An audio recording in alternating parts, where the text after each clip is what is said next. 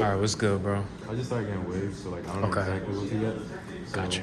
I'm pretty much just kind of trimming it down to whatever you Okay. think would look best. Now for right here, you want to do a taper or a fade? What you thinking? Taper? Yeah. Okay. Look like you got a part. Yeah, You I want to do. redo it or not? Yeah, redo that. Redo it? Same way? Yeah, same. Gotcha. All right, today we got a Corsair client in the building. As you can see, looks like he got like a fade maybe 2-3 weeks ago. Looks like a low fade.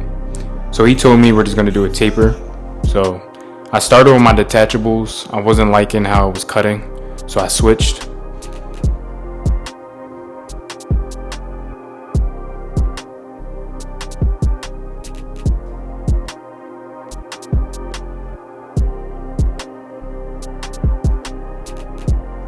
I wanted to go lower, so this is a 2 closed with the grain. And we're gonna take his hair down to wavelength. I'm gonna leave it pretty thick on top to give him kind of like a head start.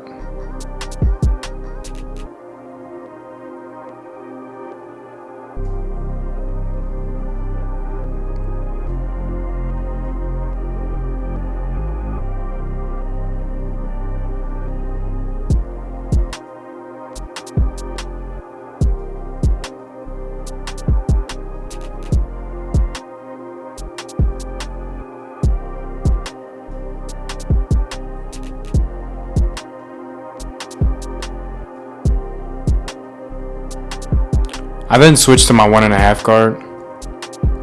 Got the lever closed. This is gonna take it down to that perfect length. Now with his texture, and then obviously he just got a haircut. Not just got a haircut, but the area around his ears, they weren't the darkest. This cut isn't gonna come out super crispy, but I think that's a good thing. Not every haircut can be perfect. Like, there's some barbers I see and their haircuts are almost too good, if that makes sense. Personally, I don't like that. I want my haircut to be like great, but not perfect. There has to be some imperfection. Think about the best haircut you ever got. There was some slight imperfection, but that's what makes it good. Because when you get one of them perfect haircuts with the pencil and the enhancements, everything's super precise. Now, when you get home and do anything, now the cut's out of whack because you moved a little bit and the hair, one follicle moved over, now it looks weird. But when you get a solid,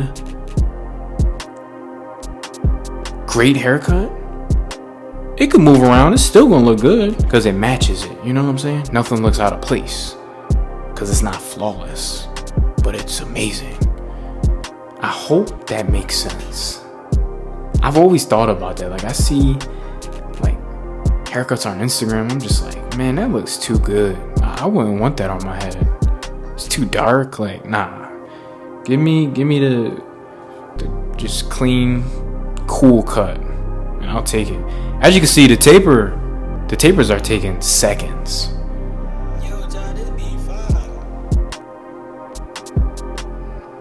So we're gonna do the back.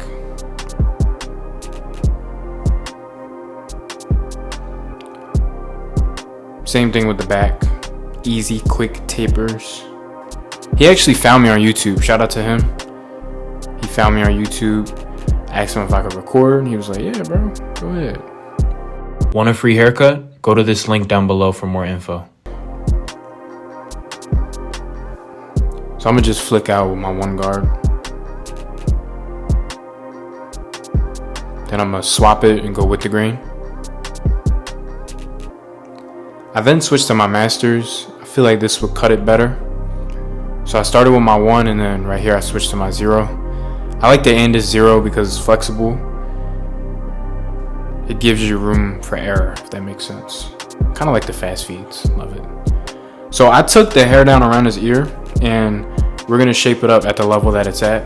I think it still came out crispy, even though we didn't have a lot of hair to work with back here.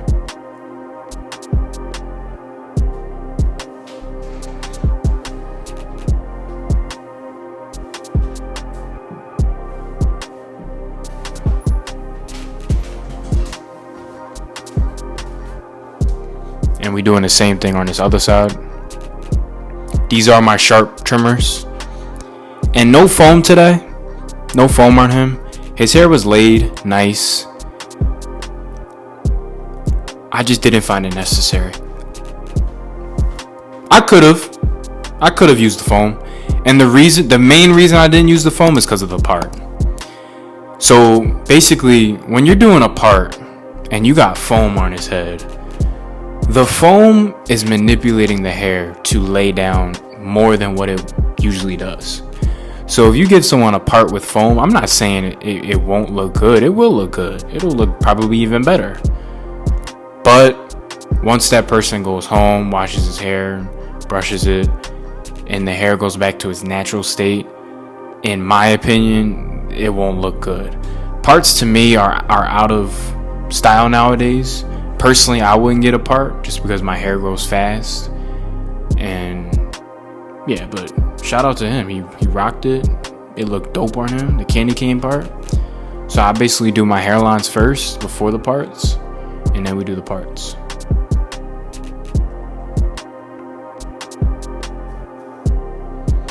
A part is tricky because you can make it too thick, and if you make it too skinny, that's just on you, because you can always go back and redo it. So as you can see, I'm using like my dough trimmers, and I'm just following the shape that the previous barber did. That barber did a great job. It looked like a very solid part. I wouldn't have done it any differently. Maybe made it a bit smaller, but he obviously liked it this length. Shout out Easy Blade. This is the razor that I use, the razor blades. And as you can see, I'm stretching the skin. I could have used shave gel, but I went and just dry shaved it. As you can see, my blade is tucked. So I'm gonna put some enhancements on his line.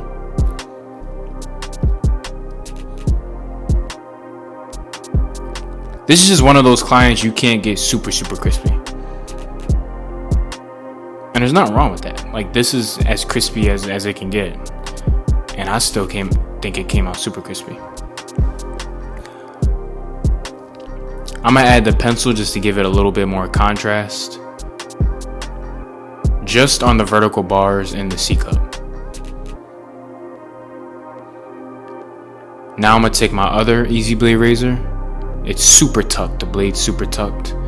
Stretching the skin and cleaning up that line. That's crispy.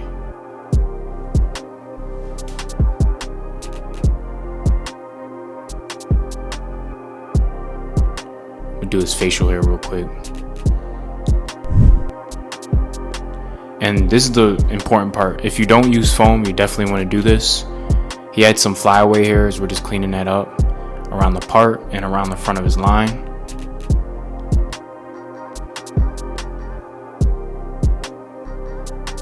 And I'm just doing his eyebrows very briefly.